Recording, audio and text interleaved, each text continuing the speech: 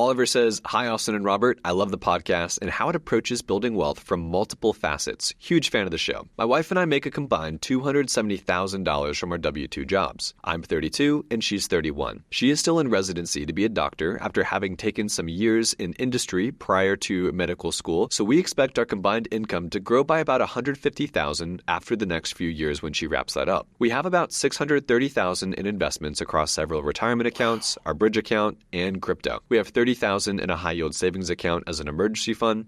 She has $75,000 in medical school debt remaining at around 5.5%, but it is still in forbearance until October of this year. No other debts.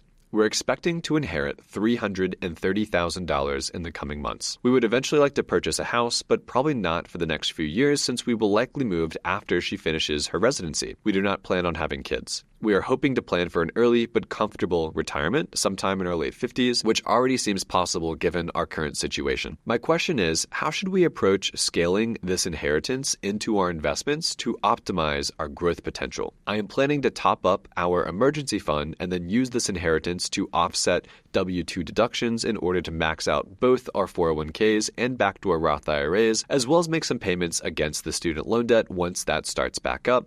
But this still leaves a large amount of money that I will probably just park in a high-yield savings account until I figure out what to do with it. Should we invest all of it via our bridge account in one lump sum, scale in over time, or maybe even hold back to be able to rinse and repeat in multiple years, maxing out our 401ks to optimize for tax advantage accounts? Oh my goodness, Robert.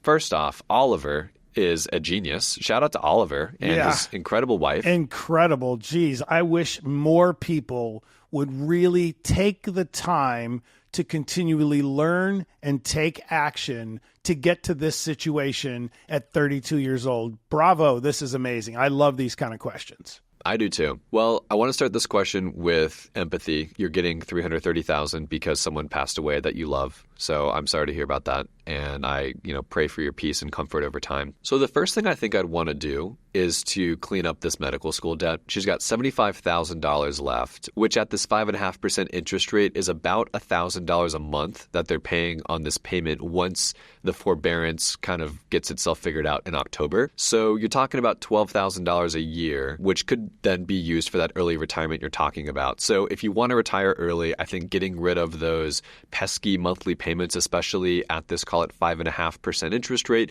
it's not so high where it's alarming, but it's also not, 2, 3, 4%. It's right there in the sweet spot where I don't want to keep this around that much longer. So that's probably the first thing I would do is clean up the medical school debt. Robert, what do you think they should do, especially when it relates to maybe buying some real estate or diversifying? They've got a wonderful investment account, $630,000 across a lot of different accounts here, which is great. Do you have any tips for them to diversify? Yeah, I love it. This is a great situation. And I definitely think with the lump sum, I would not let it sit in high yield savings. You need your emergency fund and that's it. I would get the rest of it invested. But I don't think I would just dump it all in the market in one day. I'd probably break it over 6 months and do a chunk every month so you can really get some dollar cost averaging in.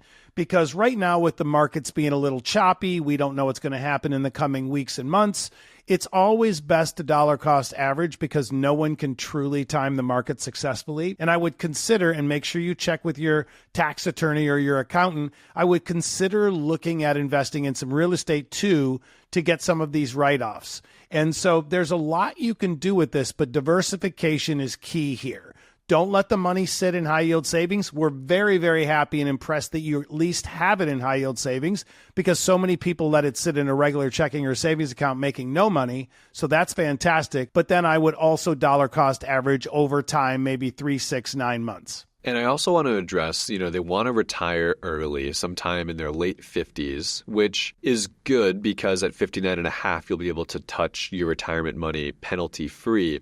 But if you did want to begin to retire into those late 40s, early 50s, we're talking about 10 years or so where you can't touch these retirement accounts without some rigid plans and penalties and very, hard to work around situations. So beefing up that bridge account, Oliver, like you mentioned, right? Investing this delta between the medical school debt and the inheritance via a bridge account and some retirement accounts, but majority bridge account will give you the flexibility to what Robert said, have that scale in happen over time, 6-month sort of time horizon there, while also not having to pay penalties and fees when you want to cash out that money. Maybe you want to cash it out for that forever home you want to build in your 40s, or maybe you want to cash it out for some early retirement, but regardless of the reason, it's going to be there penalty and fee free. Yeah, I love it. And it really speaks to one of the episodes we did about net worth millionaires. So many people, because they do not ever initiate a bridge account, put themselves in a difficult situation because they have all this equity in a home and then they have all these funds in a 401k, but they don't have access to this money until 59 and a half. That is why we always want to make sure you have that bridge account so you have all of your money working for you, but you also have autonomy over that money and can get to it anytime you need. Congratulations on what you've built, Oliver. You guys are going to be multi-millionaires in retirement.